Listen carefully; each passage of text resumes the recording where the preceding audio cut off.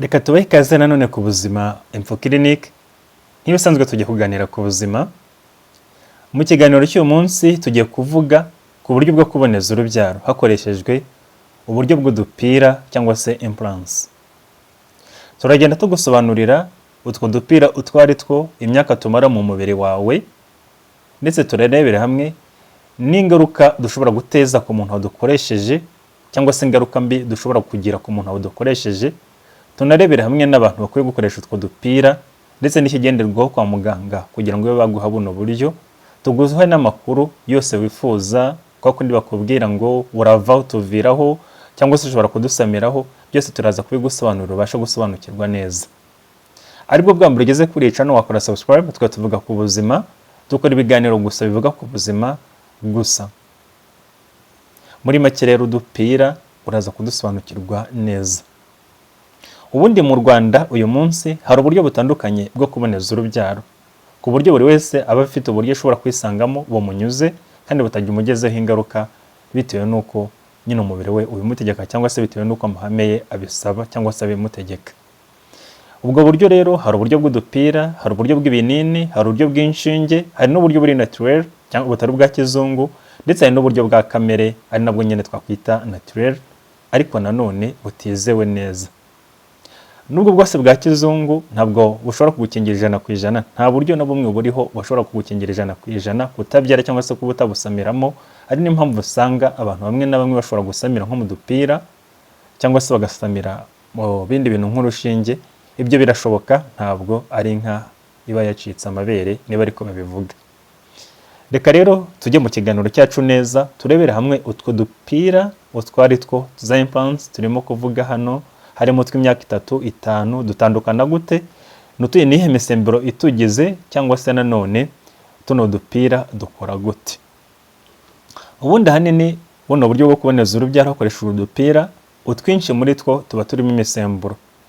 Hari agapira kamwe katabamo imisemburo gashyirwa mu nda ibyara. Ako gapira rero ko ntabwo kagiramo imisemburo, akenshi usanga gagashyira mu mugore kakaba gashobora no kumara imyaka 10 kamurimo. Ariko utundi twose turiho tuba turimo imisemburo. Range cyangwa se imyaka tumara ikaba iri hagati y'imyaka 3 no kugeza ku myaka 5. Tuno dupira rero tubamo amoko 3 cyangwa se 4. Uburyo bwa mbere cyangwa se ubwoko bwa mbere bwa kano gapira dukoreshwa hose ku isi, akambere kitwa Nexplano. N'akapira gashyirwa mu kaboko karimo umusemburo itandukanye, gakunda kumara imyaka 3 ko ntabwo kajya kayirenza. Kaba ari akantu gatoya kamwe bashyira mu kaboko kawe bakakinjizamo imbere mu mubiri. Ni uburyo bukunda gukoreshwa mu bihugu nka Europe cyangwa se ku mugabane w'Uburayi ndetse no muri Leta Zunze Ubumwe za Amerika. Hano mu Rwanda dukoresha uburyo bwa kabiri buzwi nka implano. Ni agapira nanone gashyirwa mu kaboko kamara imyaka 3 kari mu kaboko nyine gakora. Runo buryo rero nabwo bukoresha imisemburo, nabwo bujya gusa na buriya bwa Nexplano, nuko nyine nabwo bukunda gukoreshwa muri Afurika, turabukoresha cyane na hano mu Rwanda iwacu. Uburyo bwa gatatu cyangwa se ubwoko bwa gatatu bwa kano gapira na agapira kitwa Jadel. Karazwi nako hano mu Rwanda turagakoresha, ko kamara imyaka 5 gashyirwa mu kaboko tuba ari 2. Natwo dukoresha imisemburo, dushyirwa mu kaboko ari 2. Natwo dukoresha imisemburo. Ntabwo gahenda, burya Jadel ntabwo ihenda. Jadel ni tumwe mu dupira ndetse burya na implano tudahenda ugereranyije n'ubundi buryo bwo kuboneza urubyaro. Ari niyo mpamvu usanga kenshi ari bwo buryo bwiza bwo kuboneza urubyaro muri bino bihugu biri mu nzira y'amajyambere nyine nk'ibyo muri Afurika, kubera ko ari uburyo budahenda kandi bwizewe, buri effective ugereranyije na buriya bukoreshwa i Burayi. Agapira kaza ku mwanya wa 4 ni akitwa Norplan. Nako karazwi ariko akenshi ko ntabwo mu Rwanda tugakoresha. Ni agapira gashobora kumara imyaka 5 mu mubiri wawe.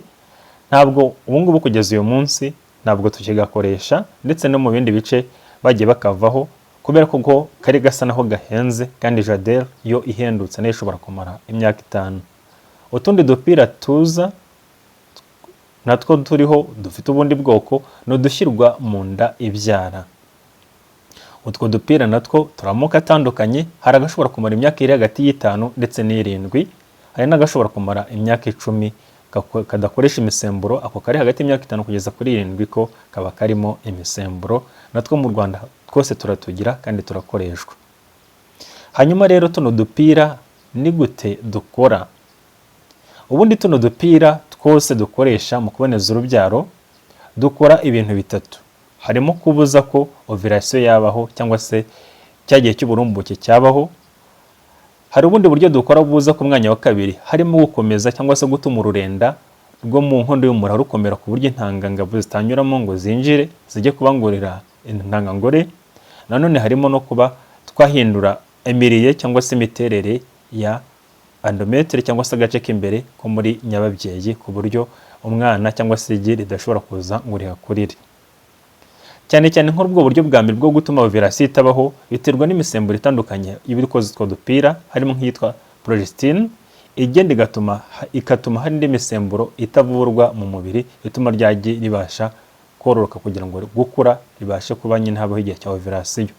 Muri make icyo gihe biba bimeze nko kuba uri kubuza ikintu ko kitabaho ariko wifashishije ikindi.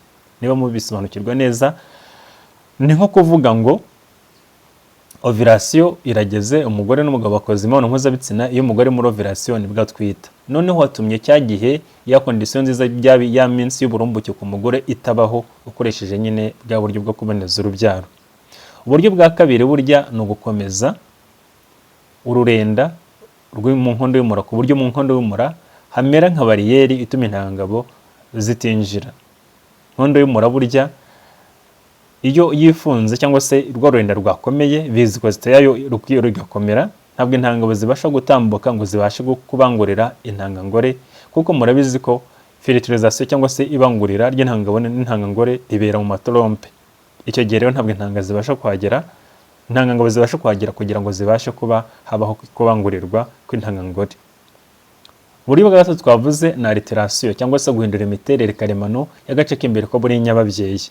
Ibyo nabyo birakorwa kuko burya kari agace k'imbere muri nyababyeyi niko kakiri ryabanguriwe, ntabwo kaba kameze muri condition nziza. Rero ituma ako gapira gatuma nyababyeyi ititegura kugira ngo ibashe kwakira ryagi.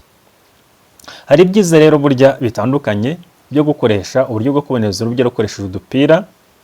Ni uburyo rwose budatera stress, ni uburyo umuntu agenda bakagushyira mu kaboko cyangwa se mu nda ibyara muri nyababyeyi bagashyiramo agapira ukitahira ugakora imirimo yawe isanzwe, ugakora imibonano mpuzabitsina wisanzuye uzi neza ko utari busame cyangwa se utari butware inda utateguye. Nanone ni uburyo bumara igihe kirekire, ntabwo ari uburyo bw'igihe gito. Ni uburyo ushobora gukoresha ukageza no ku myaka 3, 5 cyangwa se 10, nka wa muntu umaze gusoza cyangwa se umaze kugeza ku mubare w'abana wifuza kuzabyara. Ushobora gukoresha nk'uburyo bw'imyaka 10 ukazasanga rwose nabuvuyemo waracuze, cyangwa se utifuza guhita ukurikiza umwana ufite nka warihaye nk'igihe cy'imyaka 5 ukaba wagakoresha ntikagutera stress, bidasabye ko ugenda uhindagura uburyo bwinshi. Bunasaba ko wenda ukoresha uburyo buri munsi nk'ibinini, kuko byagusaba ko ubinywa byibuze kugeza ku iminsi igize imyaka 5 yose. Urumva ko ari binini byinshi wabunyweye kandi binyweye igihe kirekire ku buryo ushobora no kubyibagirwa ko nyine uragakoresha, ukagenda ukituriza ukazibuka itariki yo kugakuramo gusa karangije igihe. Ibindi benefits cyangwa se ibindi byiza ni uko agapira gashobora gukurwamo isaha iyo ari yo yose ukongera ugasama cyangwa se ugatwita bisanzwe. Uburyo bw'udupira uko kashyizwemo ni nako gakurwamo rwose, ibyo byo ni ibintu bisanzwe. Iyo nayo ikaba ari benefits yako. Ni uburyo kandi budatera stress ku bantu bose, abakobwa abari bo bose bifuza kubyara.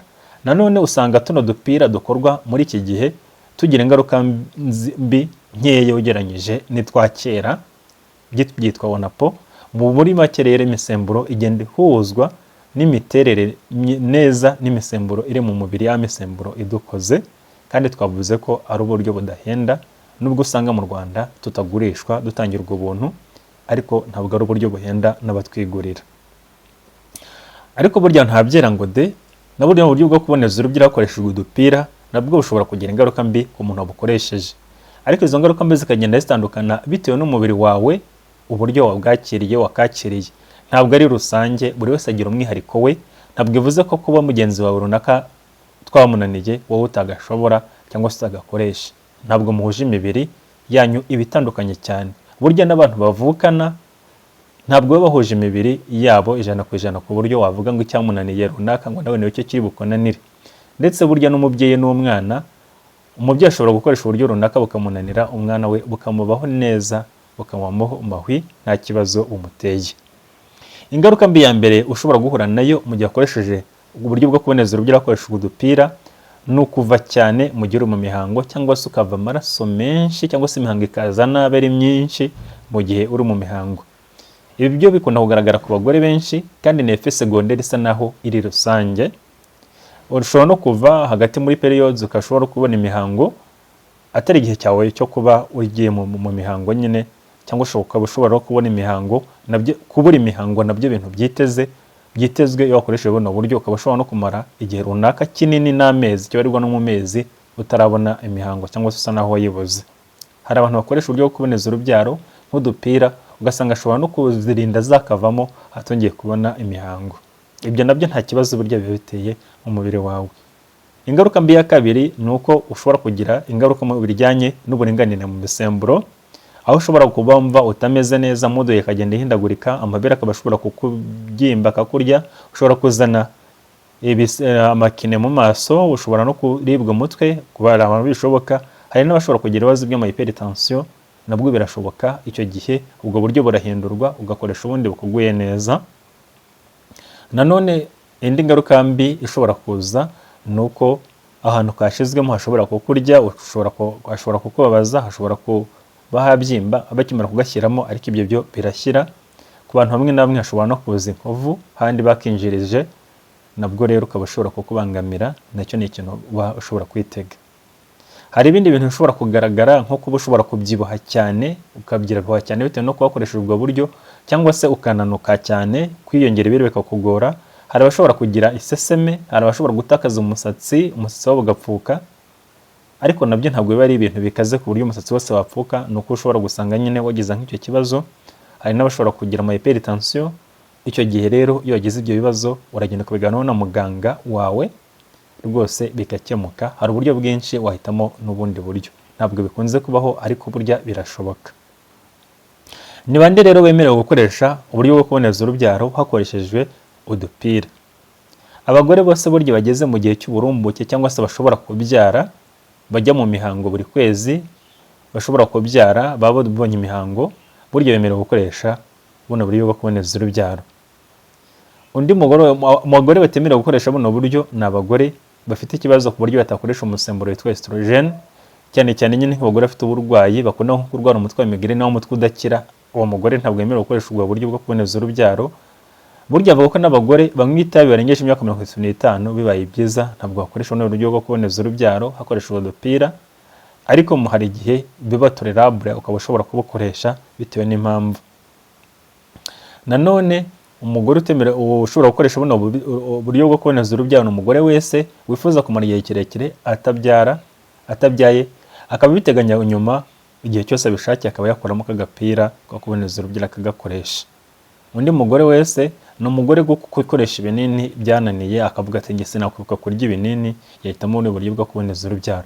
Muri make nta muntu uhejwe mu gukoresha buno buryo bwo kuboneza urubyaro akoresha udupira, kenza bibuzwa n'uburwayi. Hari uburwayi hagenderwaho kwa muganga bakubaza, basanga ubufite bakaba batakwemera gukoresha buno buryo bwo kuboneza urubyaro. Niba ufite indwara chronique nk'amadiyabete, amahypertension, indwara z'umutima, uba ugomba kubibwira muganga mbere y'uko aguhitana mu buryo bwo kuboneza urubyaro, kuko bitewe n'ako gapira ubwoko bwako hari ibyo biba biri contraindique kuri ko ku buryo utabukoresha. Gukoresha buno buryo bwo kuboneza urubyaro, gukuramo agapira kugashyiramo ni ibintu byoroshye, ni ibintu rwose bidasabye ko ukenera abaganga babizobereye cyangwa se babigezeho babihambayeho. Rwose birashoboka muri centre de santé, birashoboka muri poste de santé, birashoboka mu bitaro. Ni uburyo bwose bwo kuboneza urubyaro ubuzima bumeze neza.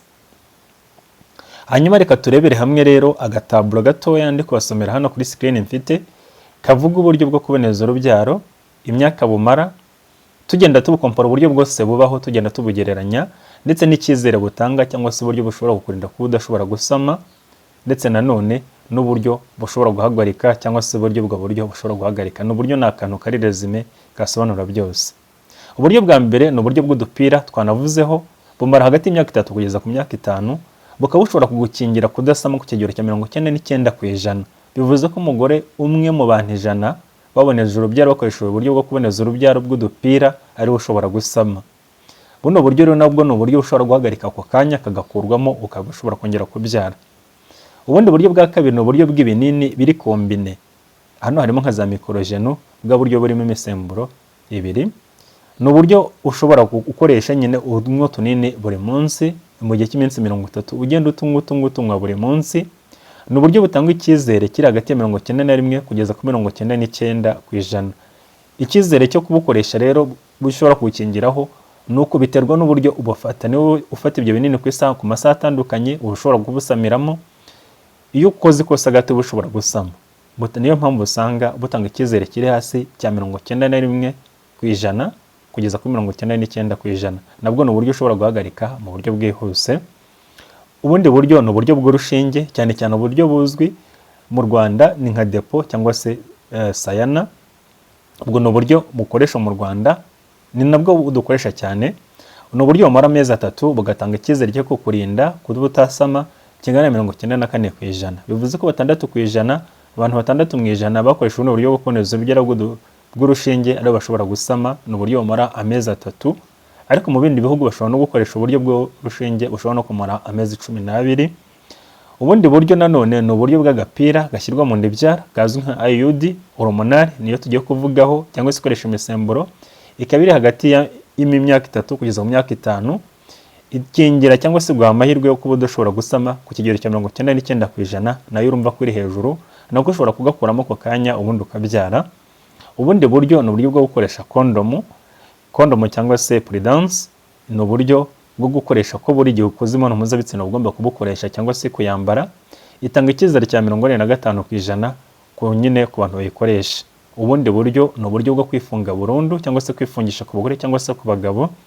Ni uburyo buri perimana butahagarika, nanone butanga icyizere kingana na 99%, ariko cyo gishobora no gutanga 100% bitewe n'igihe umaze ubukoze.